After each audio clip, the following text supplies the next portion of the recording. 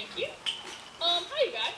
My name is Zoe Watkins, and I'm going to 12th grade, and I go to Austin High School, and he's just here to I'm here to tell you a little about myself and why I'm here.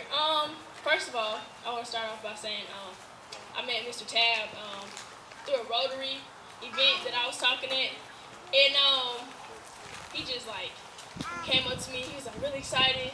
He was like, "Hey Zoe, how are you?" And he was like just talking to me and stuff. And eventually he got in contact with me. He came to my house, and when he got there, I was a little skeptical because I didn't know how it was gonna be.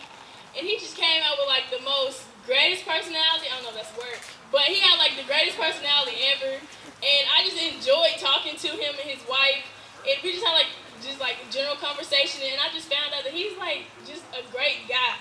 Like he loves Christ. Like point blank period. Like that was the first thing out of the gate. He's just like he's just so on fire for God. And that's amazing because as myself, it's just good to talk to other Christians, out there. And he's just a cool guy in general.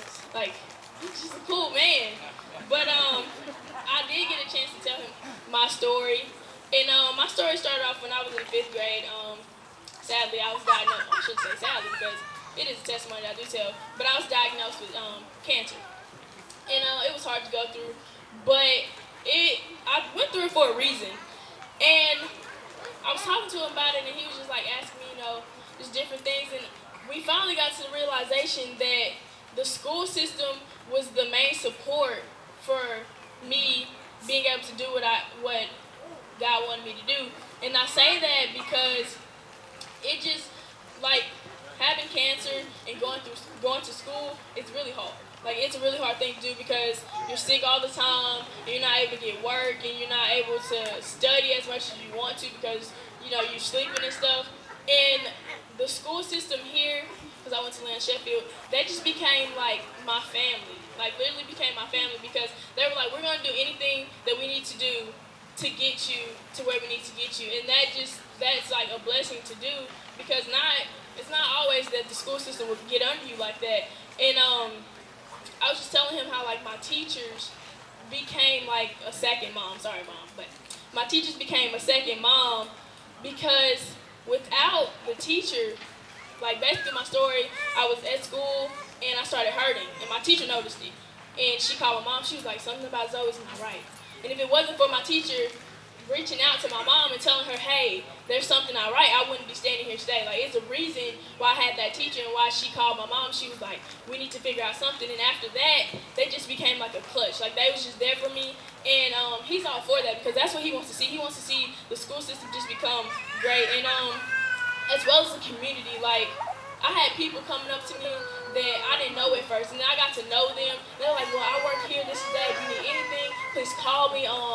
There was people like counselors there. They were like, Zoe, if you need anything, please call me because we want to see you get better and do great. And without that, I would not be the person that I am today. Like, they've just been like a great, great system. And that's all he wants. Like, to be honest, like we had like the longest conversation. He just wants to see this community do great and see other kids like me who struggle. They don't even have to have cancer. They could just be struggling kids that need help. And our school system is there to do that. He just wants to enhance that. He wants to make it better. Because without a community, what are we here for? Like, without a school system that wants to see kids do great, what are we here for? Like, what is the point? Like, if the kids don't succeed, there's no point in even doing what we're doing. And that's all he wants. Like, we were connecting, like, on point because he was more passionate about getting kids out than I was. Like, he was like, yes, this is what we have to do. If we don't do this, my job is not done. Like, he was like, if my job will be done when we see kids succeed. And that's a lot to say about his character. Like, when you tell another child, I want to see other kids succeed, like, that builds me up. Like, he wants to see other kids. Yes, we want to see, like, I want to see my peers. No, he wants to see them, like, that's what you want. And he was just telling me about different things he wanted to see, like, resources and stuff, and, like, making gyms open. And so I was like, yes, that's what we need to do. Like, his head is on straight. Like, he is running for it, and I'm just running behind him. Like, yes, we need to get it done.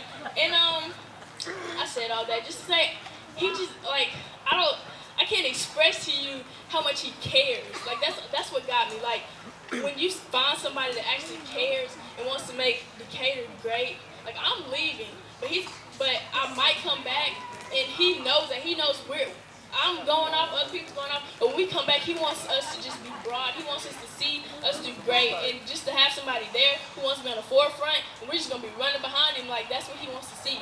So I do thank him. He does. I want to attend Spelman College next year, and he's just all for it. When he's somebody, I wish I could express to you how much he cares.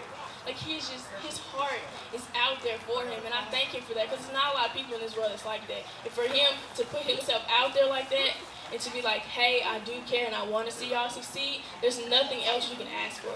So I thank you for your time.